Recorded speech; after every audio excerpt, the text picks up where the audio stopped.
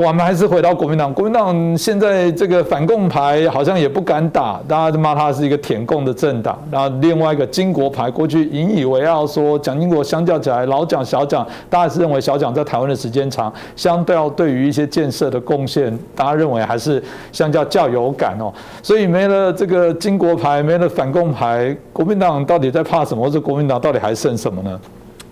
这国民党到底还剩什么？这个当然我们。我不是国民党了，所以这个没有办法帮他们回答。不过我们注意到一件事情，就是刚才委员也讲得很清楚嘛蒋经国在台湾的确是一个这个相对来讲可能比起他的父亲来讲是更少被直接研究跟评价的人所以关于他，老实讲，现在大家都印象中都是他的一些优点或者是一些政绩我大概简单规划为5个了第一个就是反共。这应该没问题不接触、不谈判、不妥协，反共。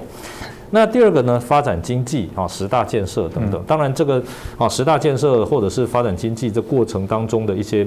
相关利弊得失，这个我们再说了那第三个是本土化这个开始晚年开始开放台湾人的政治参与这用了一些台籍的精英等等，提拔李登辉总统等等那第4个就推动民主嘛，晚年解除党禁、解除报禁等等，这当然是很晚年，但是这毕竟也是做了那第5个就是大家对他印象勤政亲民这个相当的这个重视台湾的社会的状态等等。可是呢，我们现在看在台湾你说民进党，虽然民进党跟蒋经国没什么关系这个民进党成立的时候，蒋经国还没有同意，只是默认而已。可是我们看现在在台湾说反共，这个不管再怎么批评民进党，大概没有人觉得民进党亲共吧？对不对？委员那边有人会觉得民进党亲共吗？就说民进党是搞台独，怎么可能亲共呢？那这个共产党最反对就是台独嘛，所以反共这个蒋经国的招牌民进党不需要特别怎么样自然而然就觉得民进党是反共，甚至被共反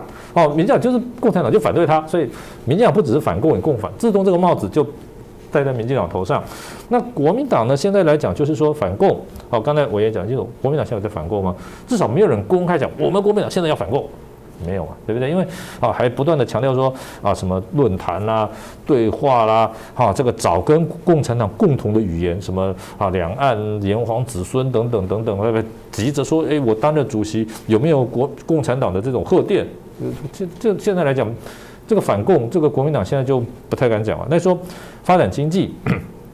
那这个当然国民党以前很喜欢打经济牌，可是现在来讲，民进党执政，台湾的经济也没有什么问题嘛，所以这个经济牌逐渐国民党也不灵了，甚至国民党执政的县市，譬如说像韩国瑜当时当高雄市长，这个经济建设那种各方面的这种表现，那市民很多摇头嘛，所以说他会被罢免的，这个是这个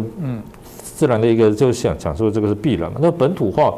那个现在在台湾，你不管问任何立场、任何颜色的人说国民党比较本土化，还是民进党比较本土化，我看这个答案是压倒性的对不对？这个，然后甚至于说呢，这个国民党在推动民主，我们看到刚才这个委员讲你说这些独派的人对于这些这个立场上还好像没有那么独了相对来讲还是比较理性。我们注意到在台湾绿营的人